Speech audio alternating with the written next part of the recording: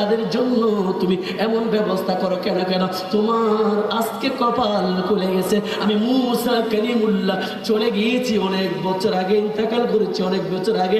আজকে আমি মুসা কালিমুল্লাহকে একটু ধন্য করে দাও আজিজ বিন হারুন তোমার কিসমতের মাধ্যমে। সুবহানাল্লাহ।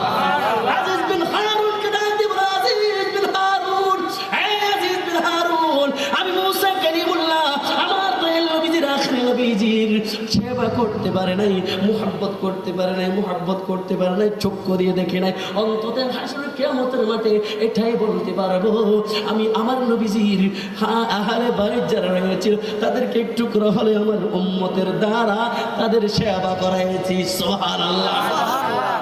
আজিজ বিন হারুন কি বলে, হে আজিজ বিন হারুন, যাও যাও ঘুম থেকে ওঠো।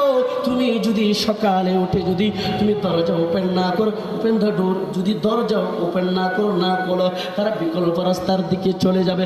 বিকল্প রাস্তার দিয়ে যদি চলে যায় তাহলে আমরা এই ধন্য লাভ করতে পারবো না, সেই জন্য তাড়াতাড়ি চলে যাও। বলে যাওয়ার সময় তুমি কিছু তাদের জন্য ভালো ভালো খাবার নেবে। কেন? অনেক দিন উপবাস ছিল তাদের মাথার কাপড় আল্লাহ রাব্বুল আলামিন যাদেরকে ইজ্জত দিয়েছেন তাদের ইজ্জত কেড়ে নিয়েছে দুশমন জালেমরা, ইজ্জত কেড়ে নিয়েছে।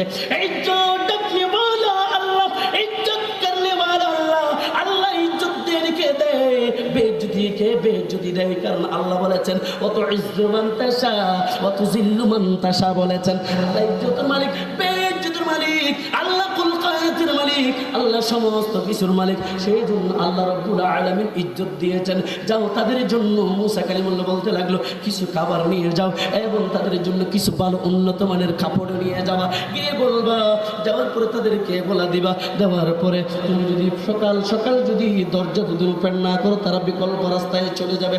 হযরত মুসা কালিমুল্লাহ যখন কথা বলল স্বপ্ন দেখাইলেন, দেখানোর পরে আজিজ বিন হারুন উঠল, ঘুম থেকে জাগ্রত হলো। হায় হায়, আমি কোনোদিন মুসা কালিমুল্লাহকে দেখি নাই, আমার নবীজি ঠিক আছে বিশ্বাস করে কাউকে দেখি নাই, না দেখার সত্ত্বেও আজকে স্বপ্নের মধ্যে দেখতে পেলাম আমার নবীজিকে। সুবহানাল্লাহ।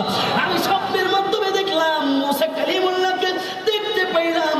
মুসা কালিমুল্লাহ আমাকে ছোঁয়ার মেরে মেরে আমাকে হাত বলে বলে ডেকে দিয়েছে। দেওয়ার পর কি যেন কতগুলা বলেছে আমার মনে আছে। তাড়াহুড়ো করে কি করলো, কাপড় চোপড় নিয়ে নিল, নেওয়ার পরে কি করলো, খাওয়া দাওয়া নিয়ে নিল। যাওয়ার এক দূর মারলেন, মারার পরে আজিজ বিন হারুন দরজার পাশে চলে গেলেন, বাইরে থেকে ঠুলকি মারলেন।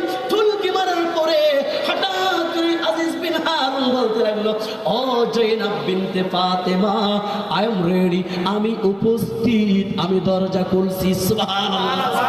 আজিজ বিন হারুন যখন ডাক দিলেন, হে জয়নাব আমি উপস্থিত, আপনাকে টুলকি মারতে হবে না, আমি দরজা খুলছি। দরজা খুললেন। খোলার পরে জয়নাব বিনতে ফাতেমা আশ্চর্য হয়ে গেলেন। আশ্চর্য কেন? আমার নামকে না জানি, এর সাথে কোনো দেখা আমার হয় নাই, কোনো দেখা হয় নাই, এখানে আমার নাম জানি কেন? আশ্চর্য হয়ে গেলেন। তাদের জন্য বলতে লাগলো, এই খাবারগুলো তোমরা না, তোমাদের জন্য খাবার আনছি, খাবার নাও, খাবারগুলো তোমরা পড়ো। দেখতে পাইলো সবার অস্তিত্ব ঠিক নাই। বলতে লাগলো, এরা কারা? বলে ইয়াজিদ বাহিনী। বলে এরা কারা? বলে আমরা কয়েকদিন দল আলাদা চেনা যাচ্ছে, বেঁধে রেখেছে।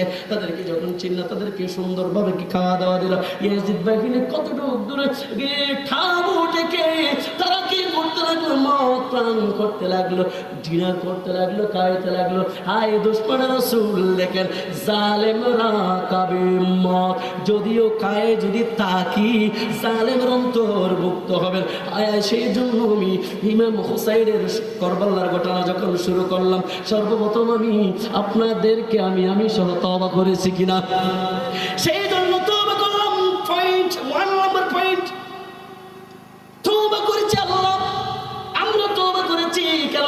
আল্লাহ জালিমদের অন্তর্ভুক্ত তালিকার মধ্যে আমাদেরকে না ফেলে, সেই জন্য আমরা বলবো আমরা আল্লাহ জালিম নই, জালিমদের অন্তর্ভুক্ত নয়। জালিম আমাদের কাছ থেকে দূরে, আমরা জালিমের কাছ থেকে আমরাও দূরে। তাদের আমাদের আত্মীয় নয়, আমরা তাদের আত্মীয় নয়, তাদের সাথে আমাদের কোনো সম্পর্ক থাকতে পারে না, তাদের জন্য সম্পর্ক যেন না থাকতে পারে।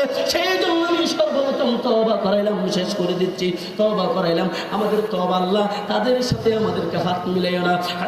আজিজ বিন হারুন বলতে লাগলো, দিয়ে দিলেন কাপড়, দিয়ে দিলেন খানা, দিয়ে দিলেন দেওয়ার পরে একটা মাথা তীরের আগায় এইভাবে দাঁড়াইয়ে রাখিল।